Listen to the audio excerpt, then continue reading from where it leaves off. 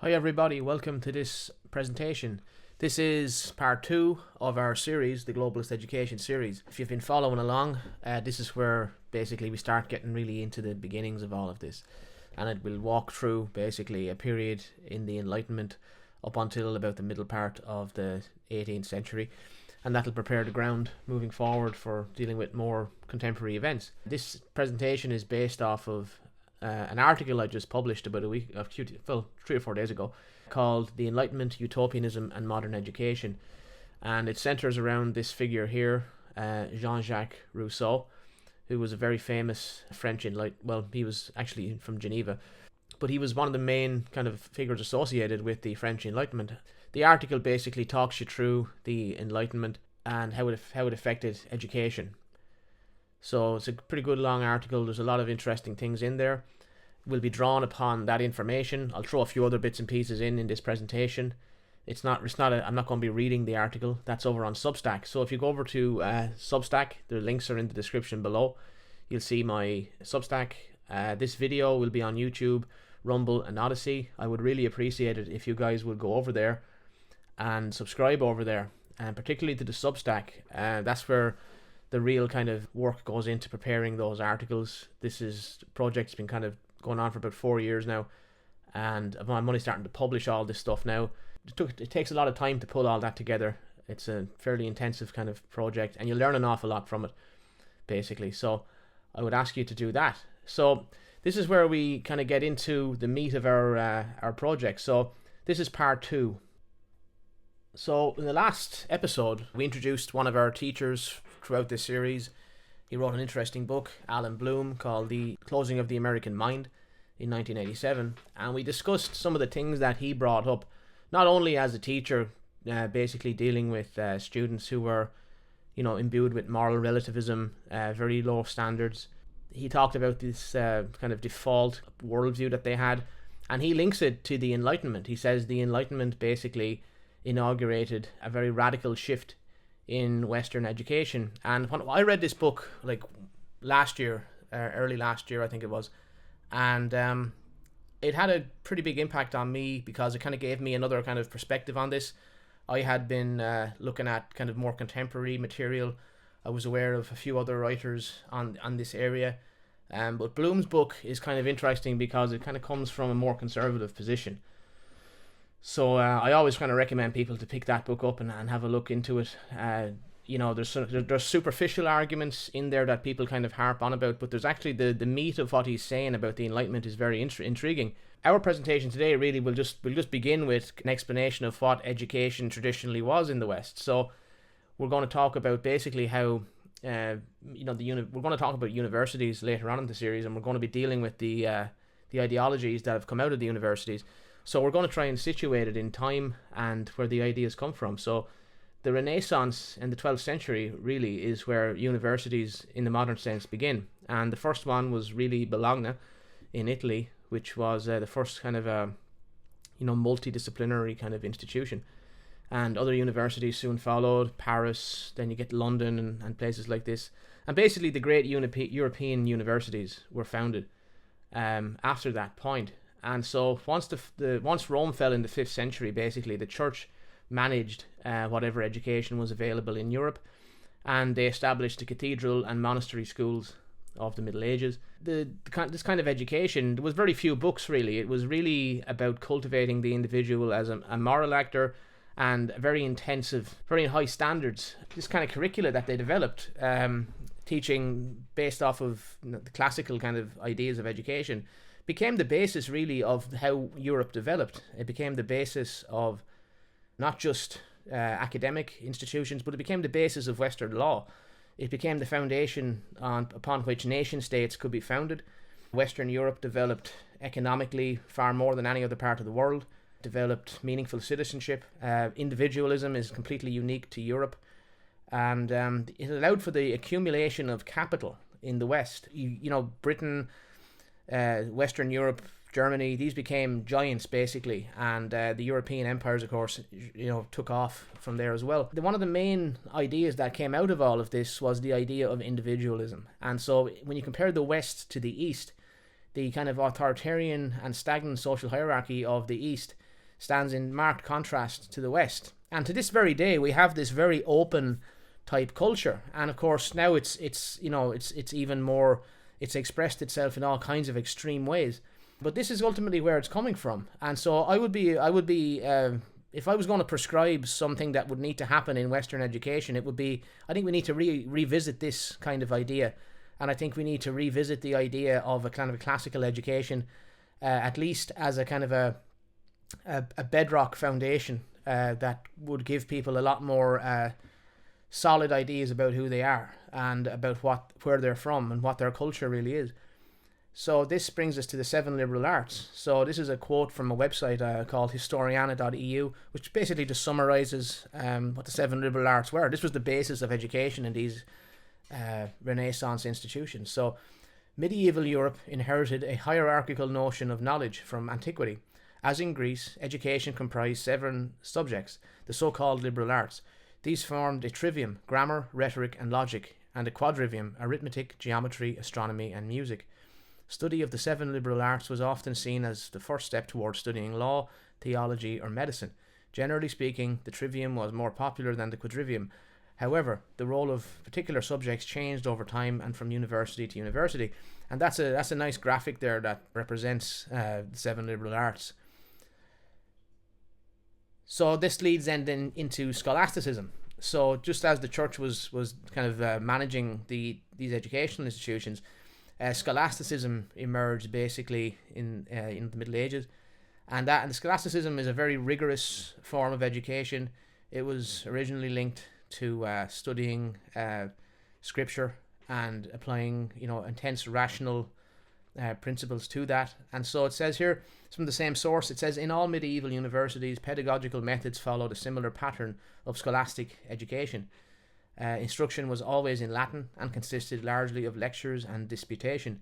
Lectures involved the reading of a specific text written by one of the leading authorities in that discipline, with commentary from the teacher. During the disputation, students were expected to use their knowledge to debate and resolve problems arising from comparison of these texts.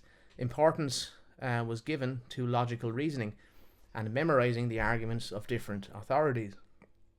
So then this leads us to the Enlightenment, because basically the Renaissance and the Puritan Revolution, and it would be another kind of another major input, totally brought us to the age of reason, the Enlightenment. And the tendency in the modern period is to conclude that the Enlightenment was this amazing intellectual kind of discovery which threw away all these kinds of outdated beliefs, and the past was all primitive and there was no wisdom in the past. Basically there was a kind of an arrogance to that, and I think my argument would be that ever since the Enlightenment, really, there has been a number of major problems have been opened up in the West, and we're still grappling with those problems. The essential atheism of it all has been a major issue, which we're going to tackle the consequences of the Enlightenment. But so you had the scientific revolution, the 17th and 18th centuries, the Reformation,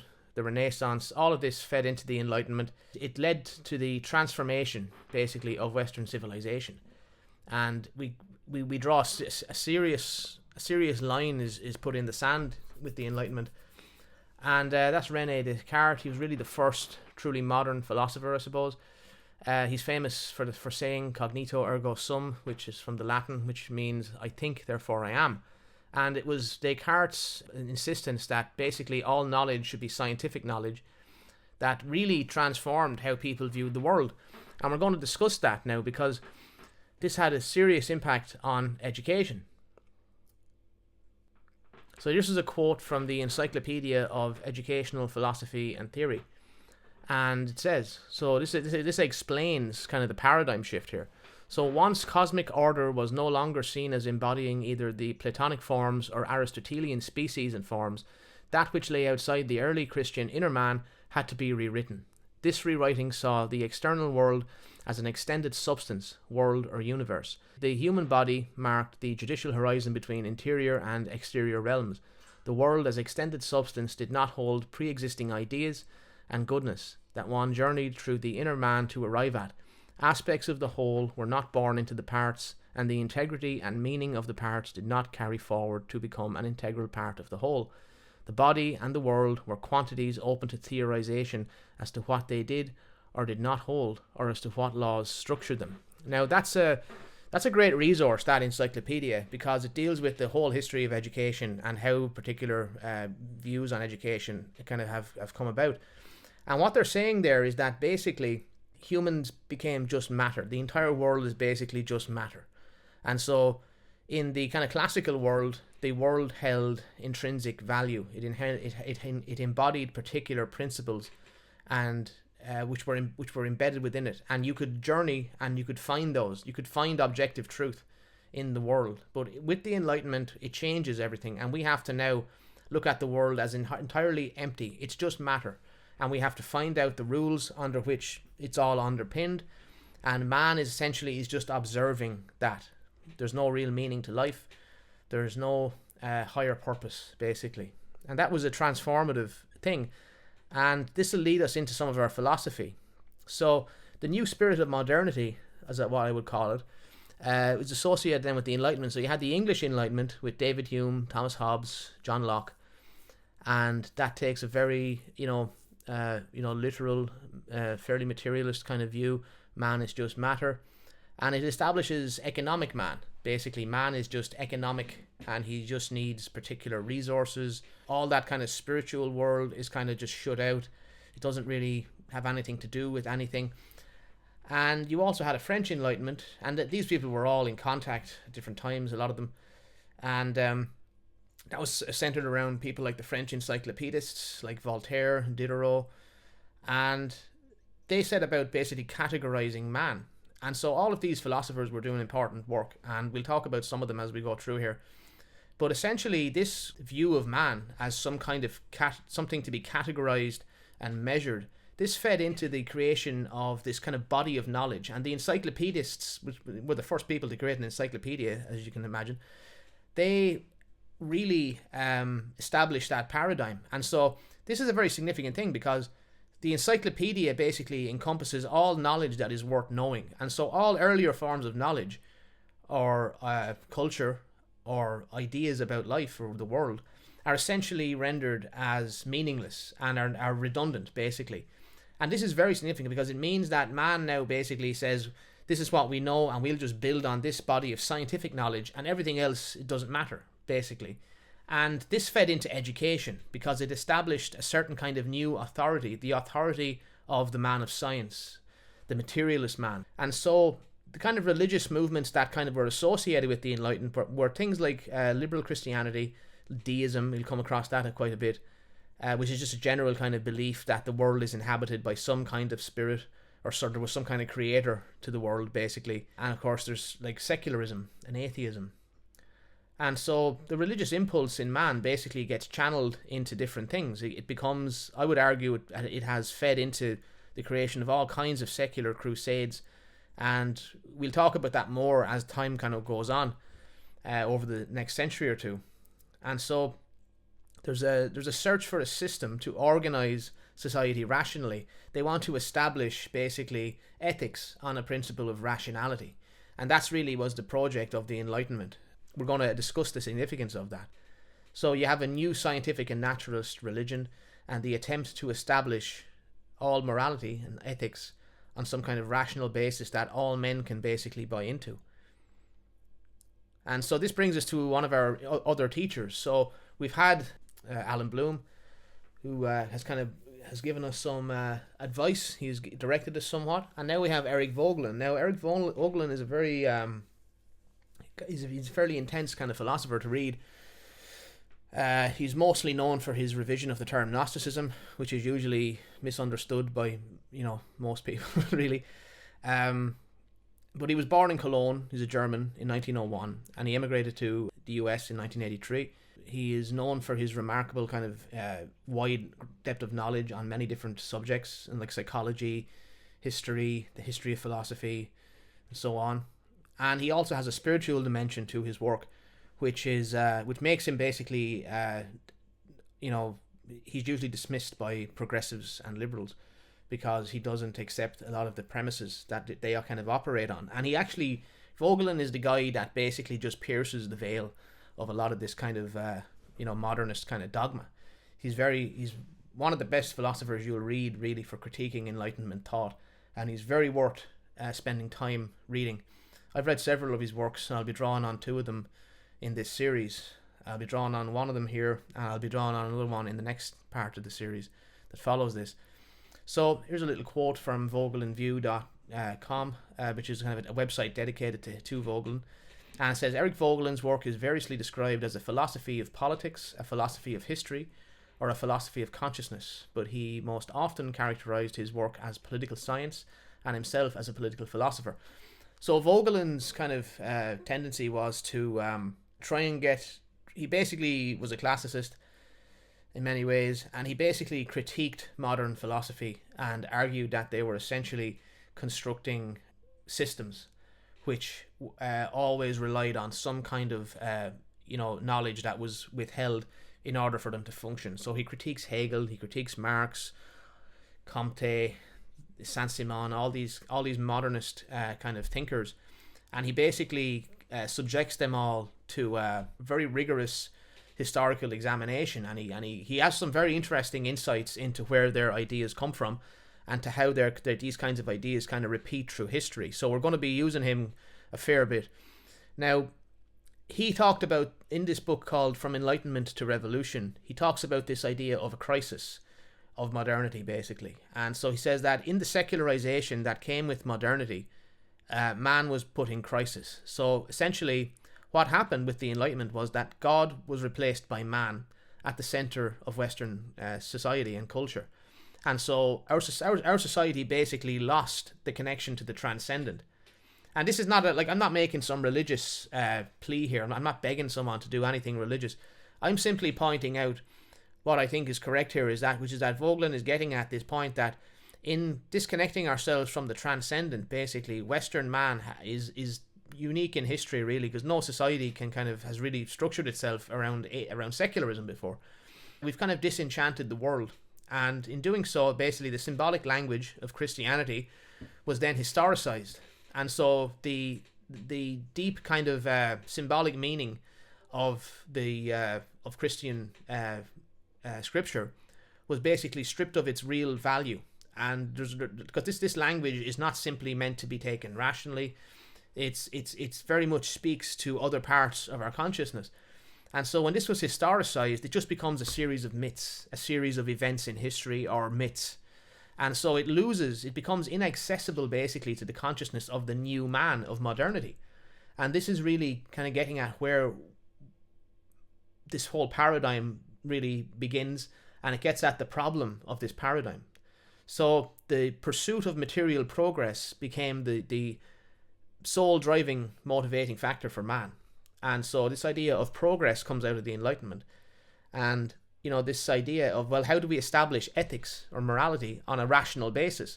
Well, what they did, and we'll talk about this in the next slide more, through the work of one important French philosopher, was they basically, John Locke and a few other people basically were writing about this idea of a pleasure-pain mechanism. And this idea became the new basis. This is the new basis of ethics. So basically, you're just your senses. You just are in the world and you take in sensory data and you process that with your mind, and that, I suppose, makes you human, but that is basically all there is. So the pleasure-pain mechanism postulated basically that if something feels good and it's enjoyable, then it's good.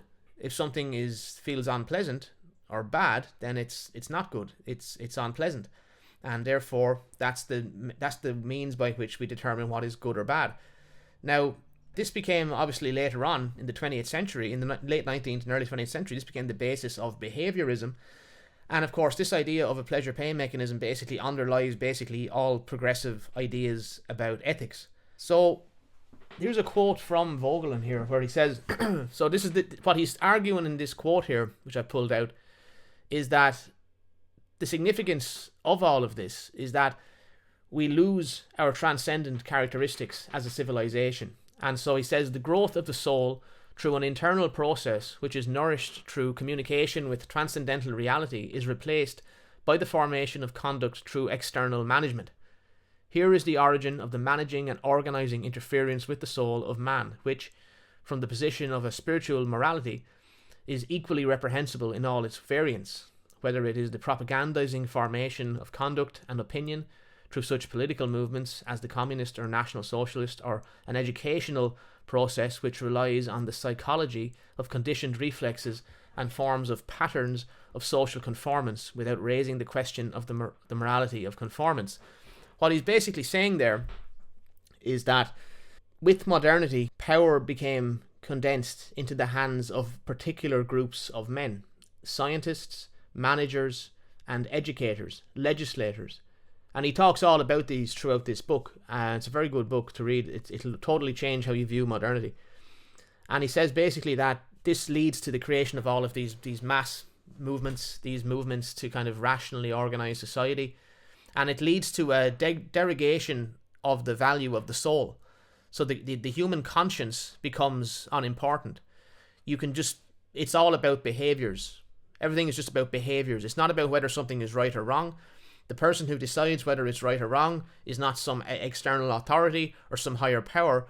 Now it's just the manager, the school teacher, the owner, the factory owner, the legislator. These people become God, essentially.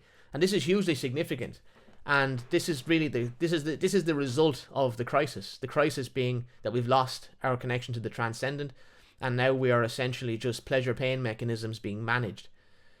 So this brings us to another kind of interesting enough author, another philosopher called Isaiah Berlin, and he describes what ethics. He has a book called Freedom and Its Betrayal, which it's the only book of his I've actually read, but I found it quite useful because he critiques a lot of these notable Enlightenment thinkers and subjects their ideas to kind of analysis, which is very useful. And he really discusses ethics and how it plays out into future developments. And so he says ethics is a kind of technology within this paradigm he's talking about. Ethics becomes a kind of a technology, for the ends are all given. If you ask why should we do what we do, the answer is because we are made to do it by nature, because we cannot function otherwise. You know, how many times have someone said to you, like, oh, it's just natural, it's just what nature, it's just the way nature is, you just have to accept it.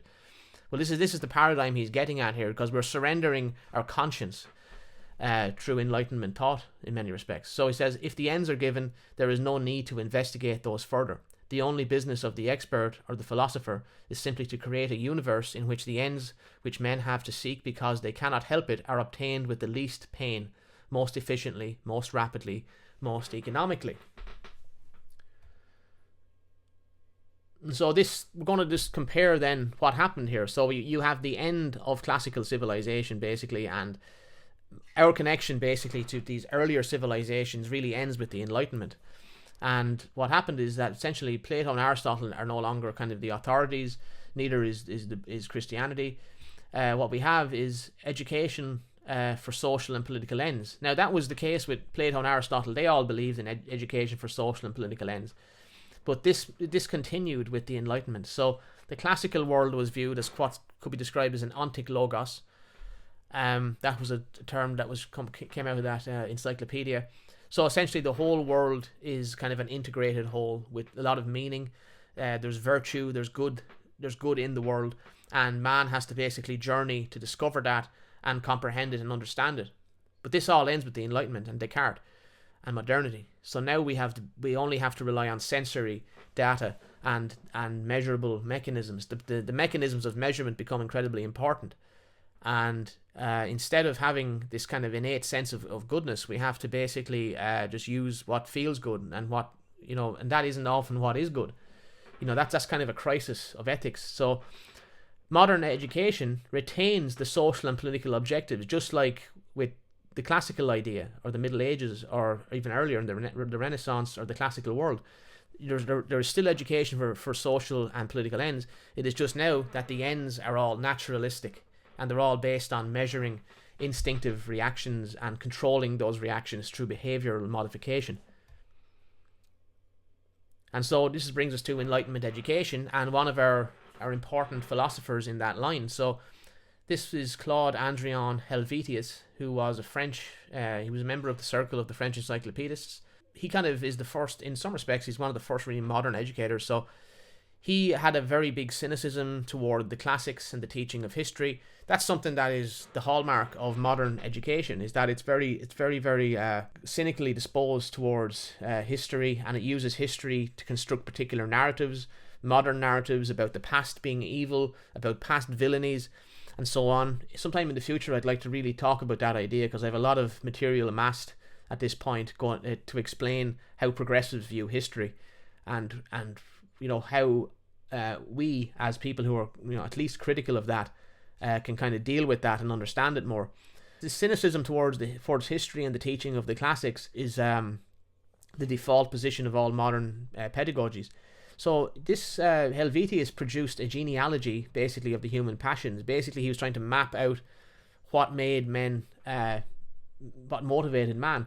And this led, of course, Nietzsche used this idea, and he came up with this term, the will to power. Helvetius doesn't use that term, but he basically was talking about the same force basically driving all the passions of man are motivated by the will to power basically. And so he says about education, moral man is altogether education and imitation.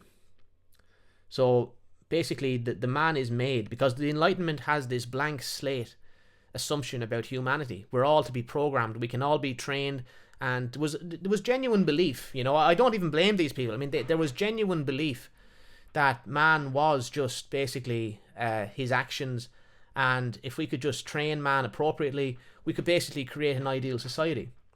And so there was incredible optimism around this time. So man is altogether education and imitation. That's Helvetius writing in the 18th century. So he became a major influence on Jeremy Bentham and the English utilitarians, and he was also a precursor in many respects to the Marxist philosophy of dialectical materialism. But we're not going to talk about Marx for a little while in this series. So here is some comments on Helvetius. Vogelin argues that in Helvetius can be found what he calls the origin of the artificiality of modern politics, as engendered through propaganda, education, re-education, and enforced political myth. Now, how often do we encounter that in our lives? We encounter it all the time. Education, re-education. If you look at what they're doing in the schools now, which is outraging people, that's basically just education for propagandistic purposes. It is enforced political myth. Particular narratives have to be maintained about historical events, and if you disagree with those events, we can't even have a rational conversation about it, because it just becomes, you are disinformation, you are misinformation, you need to be reprogrammed, you are doing something wrong. And continuing on, he says, as well as through the general treatment of human beings as functional units in private enterprise and public planning. So he's describing there the managerial technocracy. It comes straight out of Enlightenment thought. The idea of a blank slate presupposes that someone can be programmed. And then Berlin has an interesting quote as well. He says, all interest is practical interest.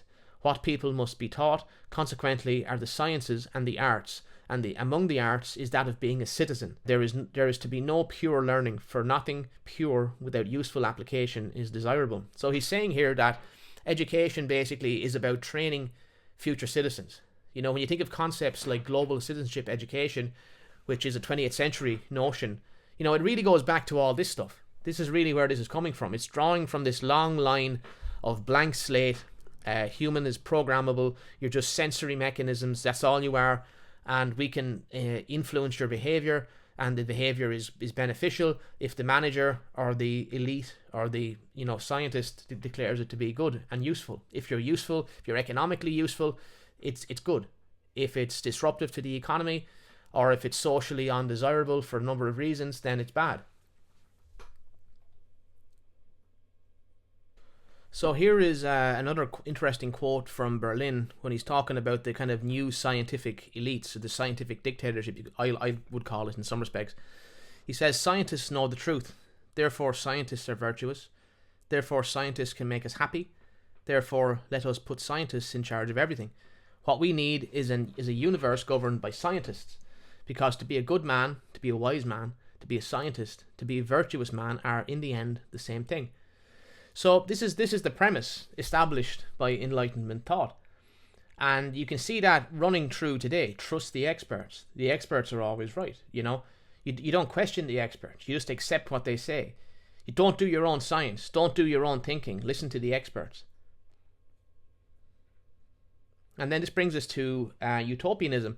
So this idea of man being a blank slate and the world being kind of something that we need to basically create can be described as utopian.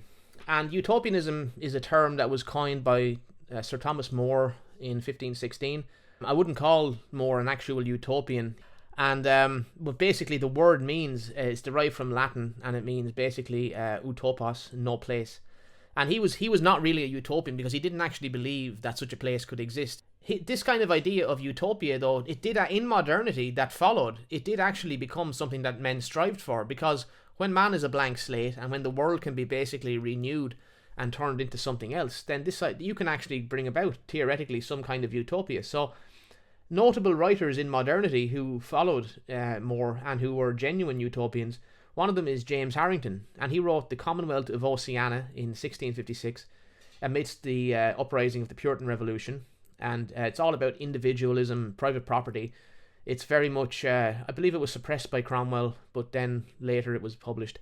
It really established a kind of a line of literature in this way. And of course, he was preceded by Francis Bacon, whose New Atlantis is probably the most prescient of all of those kind of early utopian books, because first of all, he was a scientist, a very famous scientist who, if you believe some people would claim he actually is secretly Shakespeare. I believe there's a theory like that going around that he was secretly Shakespeare. But Bacon wrote New Atlantis in 1626, and it basically speaks of a scientific dictatorship. Let the men of science control society, and we can be living in a perfect world. So it's all about experts, technocracy, scientific rule, and so on. And so utopians really are deriving a lot of their thought from Plato, because Plato also sought to construct perfect societies. In the Republic, it's basically what Plato's idea of an ideal society is. So he is the first utopian, and a lot of these utopian writers would have been very familiar with Plato. And so Plato's guardian class is an archetype, and I'm pulling this from a very interesting book I'll talk about in a moment. It was one of the original studies on utopianism written in the early 20th century, and it says, Plato's guardian class essentially is the emergent superior man of modernity. So all modern philosophers tended to have some ideal of what the new man of modernity should be, including Carlyle's hero, Schopenhauer's genius, and Nietzsche's Superman. And you could also add Marx's kind of new man as well, who would be reborn after the revolution. Now, so this is the book that I got that idea from, and it's called The History of Utopian Thought.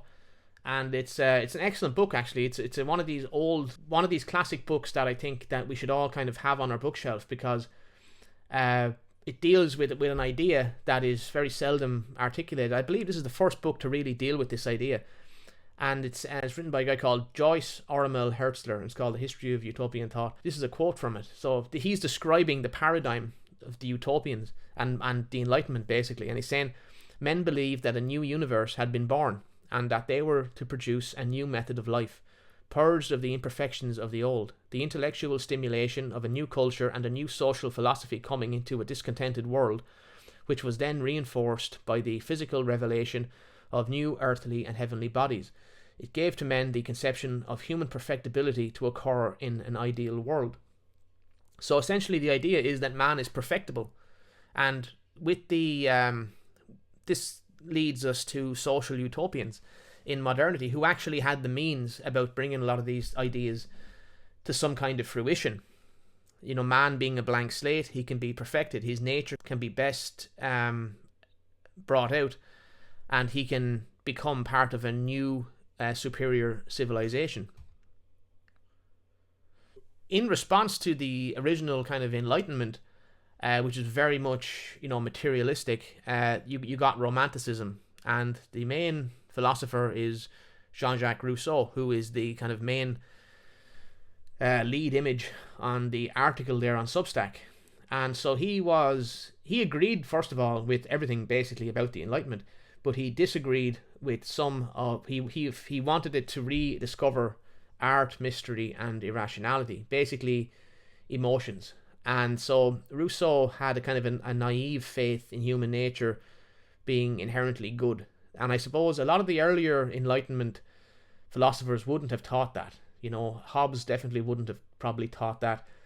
His whole idea of a Leviathan controlling society basically did not assume that men were inherently good. Whereas with Rousseau, you get this idea that man is inherently good, and is basically, he says that he's corrupted. That's his famous quote, is he was corrupted by society. And so this is an idea that we have to tease, because this actually leads us to the progressive education philosophy, because he is really the first progressive educator. And we'll explain how that came to be and what some of his influence was. So with this naive faith in human nature, Rousseau argued that in a natural state, man was basically good, and that society corrupted him. So what was needed was the reorganization of society and of education to accept this fact and to best bring out man's inherent good nature. Now, we probably wouldn't agree with that. I don't think people are inherently good necessarily.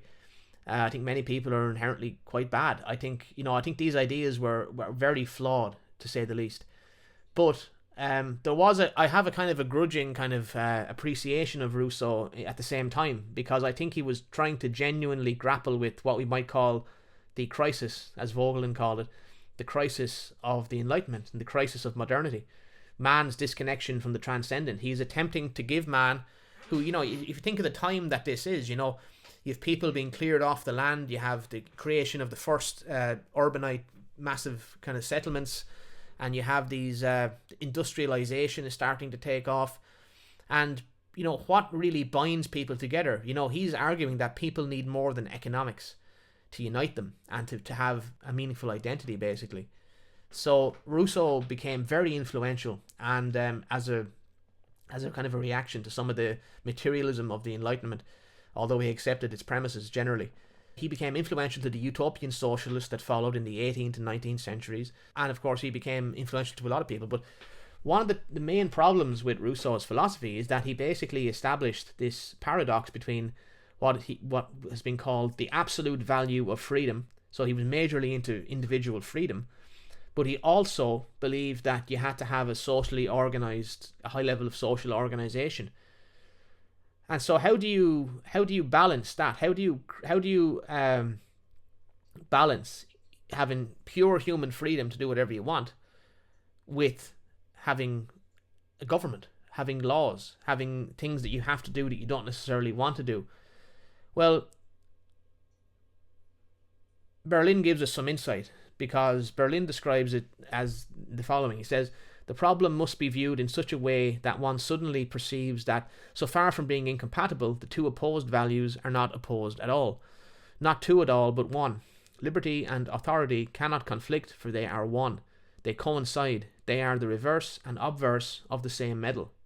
There is liberty which is identical with authority, and it's possible to have a personal freedom which is the same as complete control by authority. The more free you are, the more authority you have, and also the more you obey. The more liberty, the more control. So this is a paradox. This is a complete paradox, because it's almost it's too idealistic to even almost accept. It's like you're saying that by having a perfect person, those perfect people will want to behave in such a good way that they won't actually conflict with the authority, and they will actually enforce the authority. They actually become part of the authoritarian kind of structure, which is inherently good. So Rousseau established this kind of this paradox, and he solved his philosophical problem by basically declaring that the person being innately good could only be good, and so therefore the rules established by a greater number of those people would be inherently good. So he published a very influential book called Emile in 1762, which is all about the education of a young man throughout his whole life, basically. He viewed it as his most important work. Rousseau is known for the social contract most often, but Emile, he believed, was his most important work, and it became hugely influential to people looking to kind of come up with new ways of educating children. It was the first progressive pedagogy, the first progressive philosophy of education, basically. And in this book, here's a quote from one of my teachers here. He says, Rousseau most fully explains and defines his well-known view that man is by nature good, but corrupted by society. And following Emile, it basically idealized the natural state of man. And so a lot of people basically then began writing about this natural state, which would be the pure state of man in which he was inherently good. And so all these romantic novels and everything, and accounts of like the explorers talking about the kind of noble savage of primitive tribes and all this living in a natural state, this all captivated kind of middle class and upper class kind of people who became, fascinated by this idea.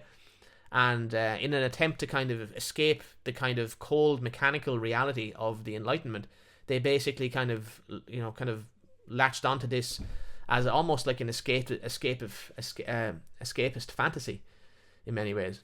So that's the book that was as it looked originally when it was published in French. So this is the philosophy of education that Rousseau basically advanced. So he says, this is a book written by Nicholas Dent. It's kind of a biography of all about Rousseau, and it explains a lot of his ideas.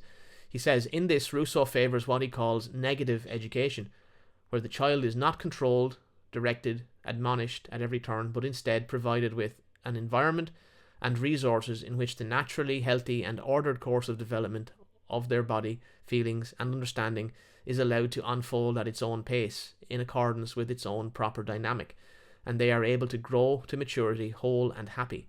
The child's own emerging interests should be supported and enriched, not be subjected to impositions and requirements. And this is Bloom quoting Rousseau about what the legislator must do in this new kind of society. So he says the legislator must change human nature, transform each individual, who by himself is a perfect and solitary whole, into a part of a greater whole from which the individual, as it were, gets his life and his being.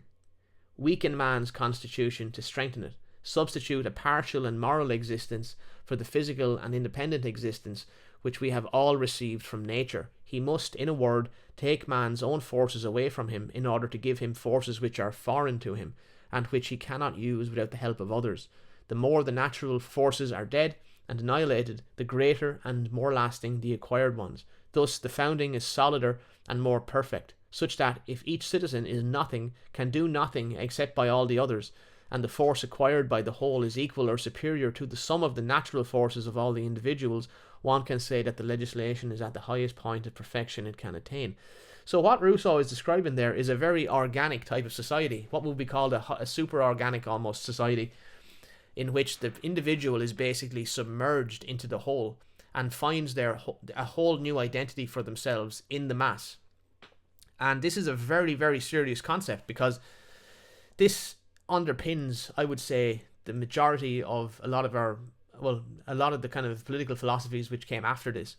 It underpins this desire to kind of unite humanity in a kind of a new way, which he couldn't before, because the social organization was so small, the scale was small. This is an attempt to basically grapple with industrialization and urbanization, the deracinization, the loss of traditional culture, the loss of traditional values. And Rousseau is trying to construct a new identity by unleashing man's natural goodness and then merging it into a new mass at a new level of scale of social organization.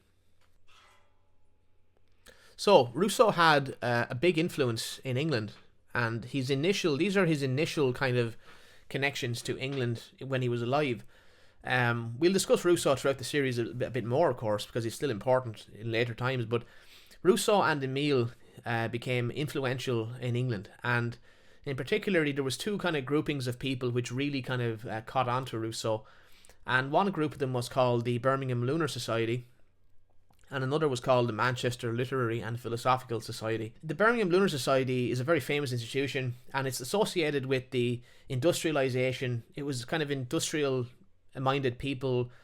It wasn't an aristocratic institution. It was basically kind of yeomen who kind of came together and decided to basically, work on scientific matters, industrialization, and a lot of them became quite wealthy.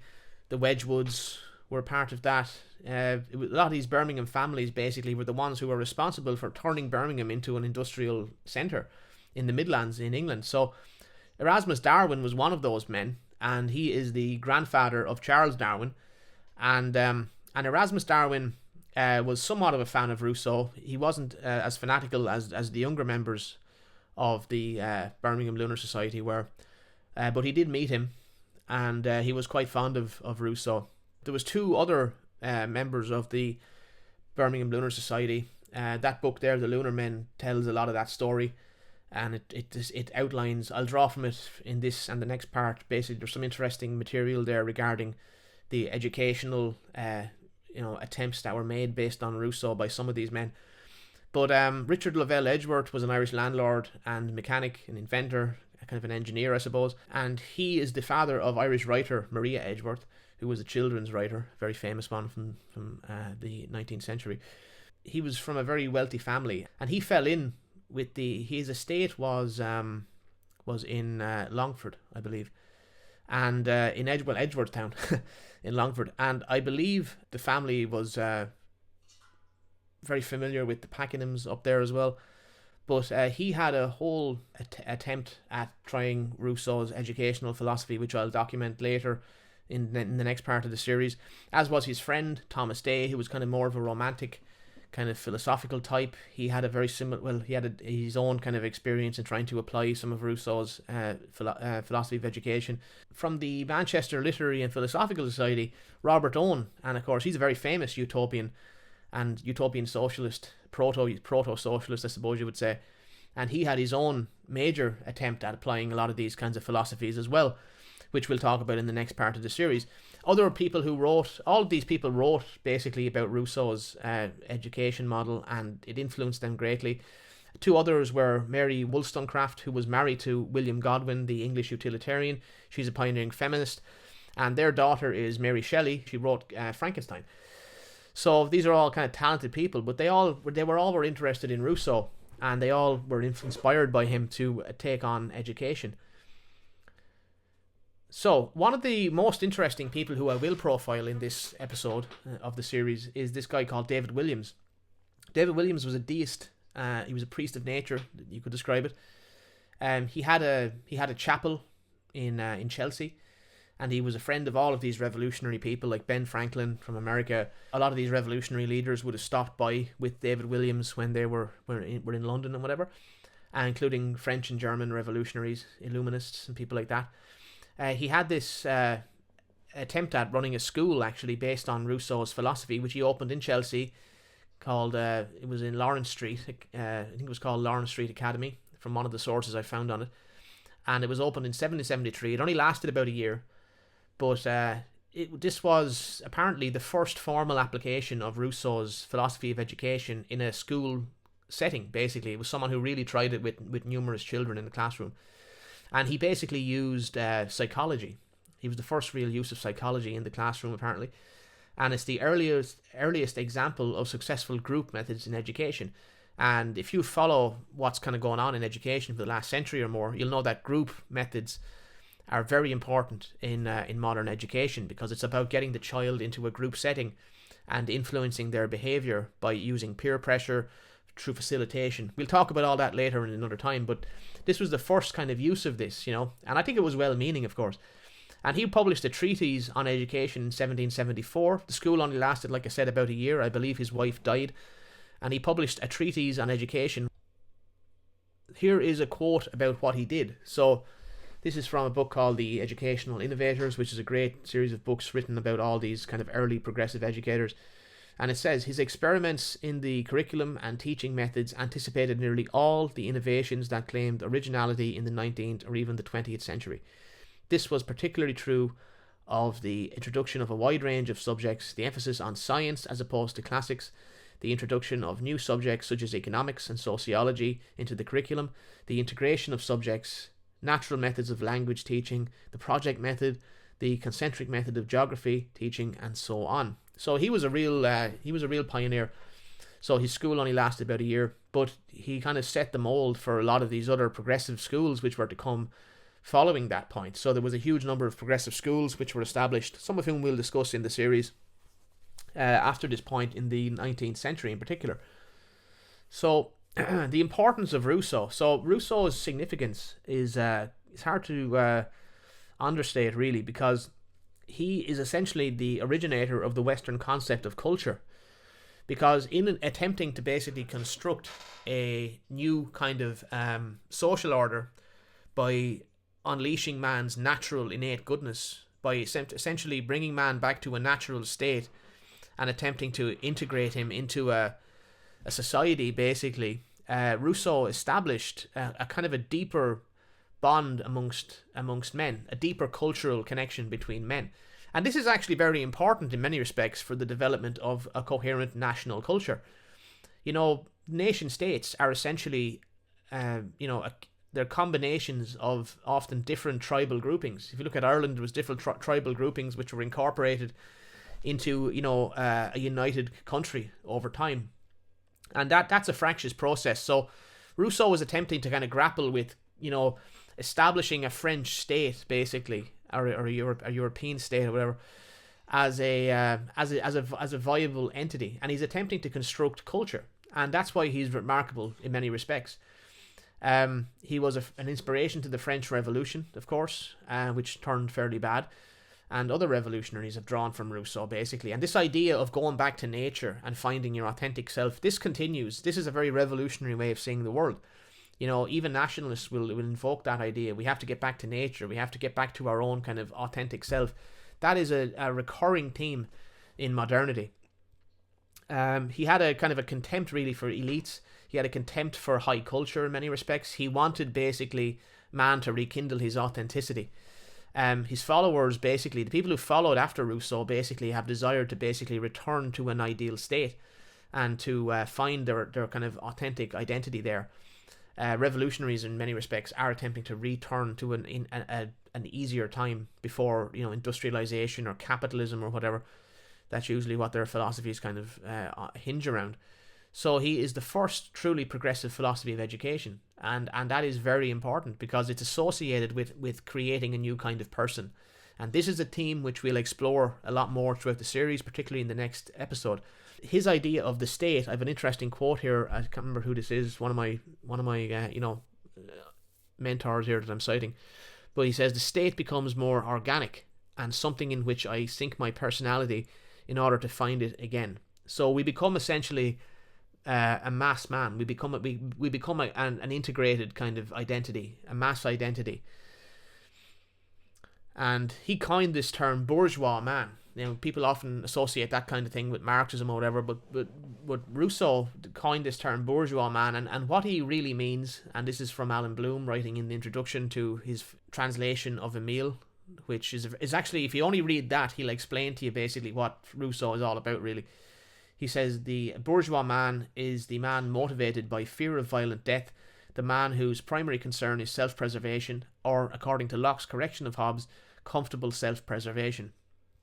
So bourgeois man is basically the Irish Gombean man in many respects. When you read this, if you read the introduction to that book, when he's talking, he talks a lot about bourgeois man, Alan Bloom does, and he's basically describing the Gombean man, the man who will put his economic advantage over moral good. He will basically choose to enrich himself even if it causes harm to the people in his own community. So bourgeois man is Gombean man, and that's what people are describing in Ireland when they're talking about Gombean man. They're talking about the bourgeois man, the man who values money, who's greedy, whose philanthropy is always centered. This is what progressives are like. Bourgeois progressives are all about, basically, it's all about the ego. It's all about their personality and presenting themselves as being good, and oftentimes it's self-serving. So if you just read that introduction in Emile, written by Bloom, it's a really good summation of Rousseau's philosophy, and it'll give you a lot more sympathy because Bloom is a huge fan of Rousseau, and there's things about Rousseau that I do admire. I think he was genuinely trying to grapple with ideas which it's easy to look back and say, he created the revolutionary kind of terrorism or whatever, but he was trying to authentically help man basically develop, rekindle his personality and his authentic self. It's very, in many respects, he was a brilliant man in many ways.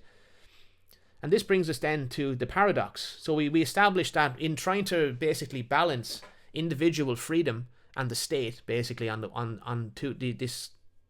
this seesaw, Rousseau kind of took away the seesaw and said, no, they're completely in balance.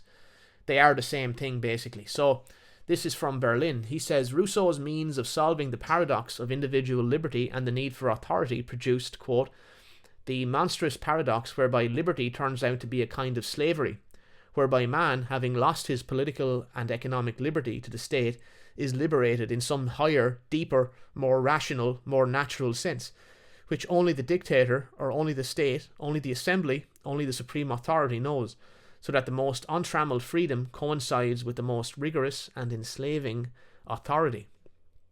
And that's really the paradox of Rousseau about what the danger of his philosophy really is. He sums it up for you there perfectly.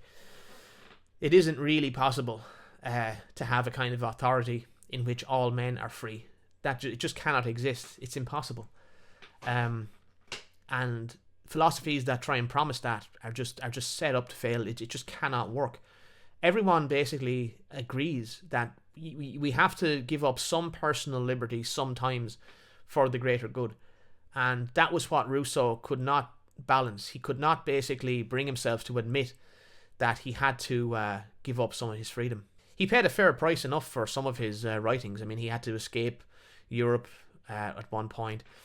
I might talk about that in the next installment. But trying to balance freedom and government and authority it's difficult. And Rousseau basically denied the existence of the conflict, and that's a huge problem for his philosophy. So he was a response to the crisis. He was the first to recognize the importance of culture.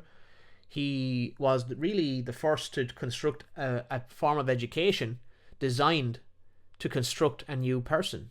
Helvetius and these guys were earlier, and they decided their way of addressing the crisis, although they didn't really recognize it as a crisis, was to basically just program man, to just train him.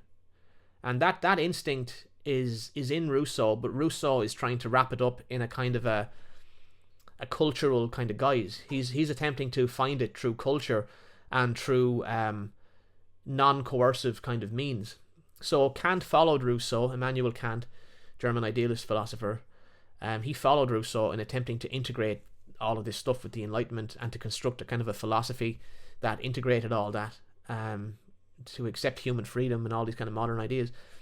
And Rousseau, basically, his idea of bourgeois or economic man, you could call it, Homo economicus, versus the natural or revolutionary man. This is the kind of dichotomy of modernity in many respects, you know. Every revolutionary kind of sees themselves as a kind of a wild-eyed kind of, natural kind of man. And everyone kind of looks at the economic man as being like greedy or wrong. Even me, to some extent, you know. So it's, he established that kind of dichotomy in many respects. And Western man contains a lot of the idealism and the revolutionary faith of Rousseau. It's in us all in some respects. It's in nationalists. It's in social revolutionaries. It's there. And it really comes down to, I suppose, how do you reconcile that? And I would say that you have to reconcile, but I don't want to preach too much, but I think you have to reconcile all of this stuff with the transcendent. If you don't have the concept of the transcendent quality to life, basically, if you don't have kind of meaningful institutions based on something kind of timeless, if you disconnect man from his roots, from his ancestors, etc., all of that basically, I think, feeds into a kind of a tyrannical type governmental kind of structure. So the people who followed Rousseau, they're imbued with this idealism, this revolutionary kind of faith, and they desire to transform the world, which is an Enlightenment thing. That desire to transform the world comes straight out of the Enlightenment. All of the Enlightenment philosophers wanted to transform the world. They wanted to realize greater human freedom. They believed man was a blank slate. And this had a huge impact on the Western world. It's unique to the West, basically. And so this drove the creation of secular crusades and ideologies. And Rousseau was also the precursor to Nietzsche, who also believed in the importance of culture. And Bloom has a great quote on Nietzsche, which I'm just going to, before we sign off here, I'm just going to read this. He says, "Nietzsche examines the patient, observes that the treatment was not successful, and pronounces God dead. Now there cannot be religion, but inasmuch as man needs culture, the religious impulse remains. No religion, but religiosity.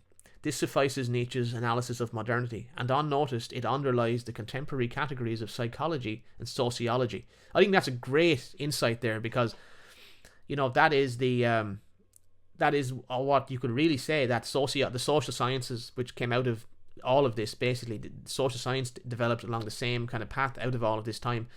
We'll talk about that in later installments.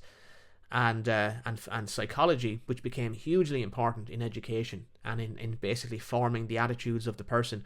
All of that basically is premised upon this the religious impulse and trying to basically control man and kind of rekindle something that was lost and replace it with something kind of, scientific and mechanical. Like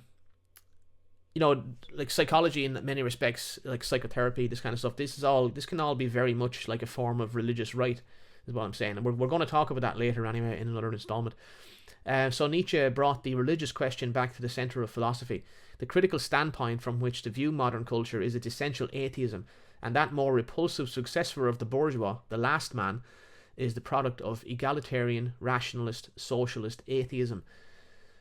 So Nietzsche's Last Man, which a lot of people kind of bring up as a great archetype, is basically a continuation of what Rousseau was writing about, 100 years earlier, basically, or so. So this is the concluding kind of slide before we sign off. So, so the modern university, we've kind of discussed that as it kind of originates out of Renaissance humanism. The West was essentially transformed. The Enlightenment was brought about by the Renaissance and the Protestant Reformation and the Puritan Revolution, all that stuff. And the Enlightenment established a whole new paradigm in which man was matter. And essentially then, I would argue that scientific process, based on the work of some of the people I've cited here, scientific processes are used then to construct principles of ethics, to construct the new man, to determine reality, to determine what is right and wrong. Rousseau was attempting to deal with the crisis. He was attempting to correct the Enlightenment, to bring the spiritual and the kind of authentic back to the center, get away from this materialist economic paradigm, and to construct culture. And so Kant and Nietzsche followed in that desire, and the earliest progressive philosophy of education also comes from Rousseau. English progressives were very influenced by Rousseau, and that really kick-started a whole history of English progressive schools, which we'll talk more about later. Of course, he was influential to the utopian socialists and the utilitarian theorists such as Jeremy Bentham. So his idea of natural man being perfect was basically a continuation of the Enlightenment blank slate type philosophy, and the idea of the child not being directed but being kind of guided, or not guided, but kind of being allowed to do what they wished and to live in a kind of a natural way and develop in their own way, presupposed that the person was essentially perfect, and that basically these perfect citizens could take part in a more perfect society, with a more perfect union. People could be unified by culture, essentially. And so this actually opened the door, I would argue, and a lot of people would argue, to a deeper form of control. So once you kind of have the child, and you take the child and you educate them in this progressive kind of way, you kind of break their earlier kind of instincts and their natural kind of bonds like that, and you kind of bring them into a kind of a mass, and then you can control them in a deeper way through the use of psychology, through the use of behaviorism, through the use of conditioned reflexes, and so on. And you basically attempt through culture to unite them as a group, and then that group identity becomes more important, and now they ideally would have a more deep bond as a society. And so all of that leads us into progressive education. So that's essentially is the presentation for today. Now, like I say, all of that will lead us. We're going to do another. There's another article going to come out in a week or two. There'll be a presentation on that. That'll deal with Rousseau again, and we'll talk in a more deep sense about some of these ideas we've introduced of utopianism, romanticism, the Enlightenment, and we're going to relate some of that to the concept of Gnosticism and this idea of creating a new man and a new society. And we're going to use some of Vogelin's ideas, and we're just going to suggest that this is a worthy kind of thought experiment, and I think you should consider some of these ideas, and we'll get to that. So if you want to follow this, please go over to Substack. All the links are in the description. Please subscribe on Substack. This stuff takes hours and hours to research. You've no idea like how long it takes to pull together something like this.